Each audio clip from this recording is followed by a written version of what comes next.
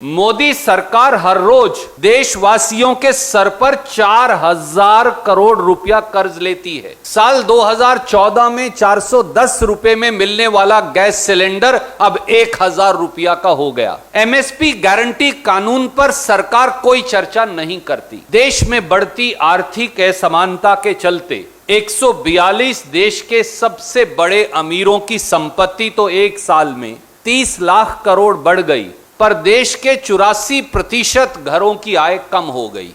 15 लाख रुपया तो मिला नहीं, खाते में आया नहीं, घर की बचत और लुट गई पिछले 8 साल में। गर्त में गिरती अर्थव्यवस्था के चलते एक अमेरिकी डॉलर के मुकाबले हमारे रुपये की कीमत अभी अभी गिरकर और ज्यादा गिरकर 77.55 हो गई है।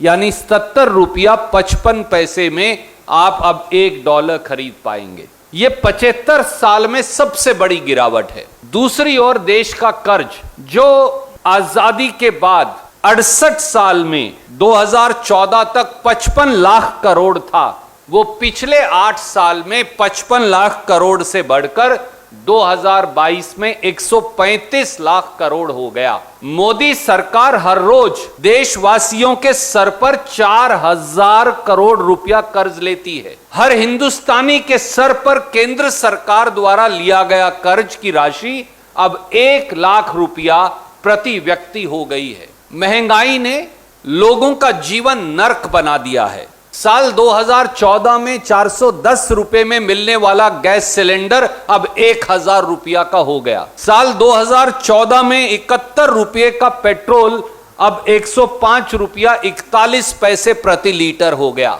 साल 2014 में 56 रुपया लीटर वाला डीजल अब दिल्ली में 95 रुपया 87 पैसे प्रति लीटर हो गया, और आज मुझे बताया कि वो लगभग 97 को टच कर रहा है। अकेले पेट्रोल और डीजल पर टैक्स लगाकर मोदी सरकार ने तो 27 लाख रुपया 8 साल में कमा लिए, पर देशवासियों को क्या मिला? यही हाल हर रोज अखबार उठाइए, हर रोज अखबार की सुर्खियां हैं।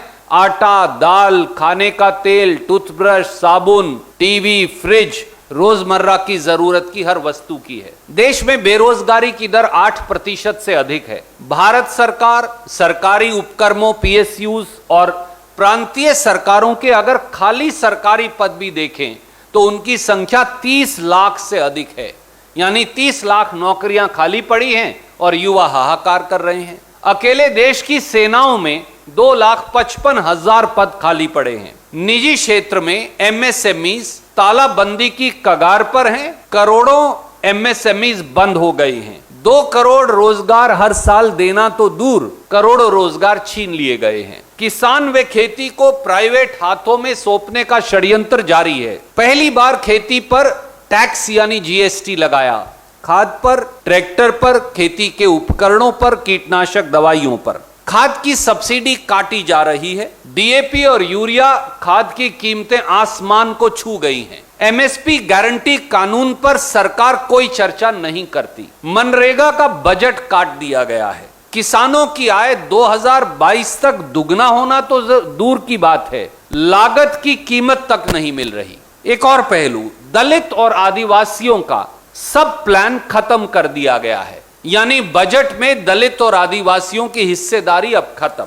उनके आरक्षण और दलित पक्षधर कानूनों पर लगातार हमला बोला जा रहा है। पीएसयूज बेचकर दलितों, पिछड़ों, आदिवासियों के आरक्षण को खत्म किया जा रहा है। दलितों पर अत्याचार, आदिवासियों पर अत्याचार देश में चरम सीमा पर है। यहां तक कि दलित कल्याण को जो टारगेटेड केंद्र स्कीम्स हैं वो कुल बजट का मात्र 4.4% रह गई हैं। और अब तो केंद्र सरकार पिछड़े वर्गों को केवल जो उनकी संख्या का सेंसस कांग्रेस ने दिया था वो तक जारी करने से इनकार कर रही है। और एक और पहलू, देश की भूभागीय अखंडता पर लगातार हमला बोला जा रहा है। चीन ने जबरन भारत माता की सरजमी पर लद्दाख में 1 साल से ज्यादा से कब्जा कर रखा है। अरुणाचल की सीमाओं पर अतिक्रमण कर चीन आए दिन नए ठिकाने बना रहा है, नए गांव बना रहा है। डोकलाम में चीन द्वारा मिसाइल बैटरीज, तोपखाने, अंडरग्राउंड बंकर्स, चिकन्स नेक तक नई सड़कों का निर्माण अपने आप में देश की सॉवरेनिटी के लिए खतरा है। पर मोदी सरकार चीन को हमारी सरजमी से खदेड़ने की बजाय पूरी तरह से मौन है और असक्षम साबित हुई है। केवल टेलीविजन पर चाइनीज ऐप बैन करके वाहवाही लूटी जाती है और मोदी सरकार चीन से 97 बिलियन डॉलर का सालाना चीनी वस्तुओं का आयात कर रही है। देश और समाज की इन समस्याओं पर पर्दा डालने के लिए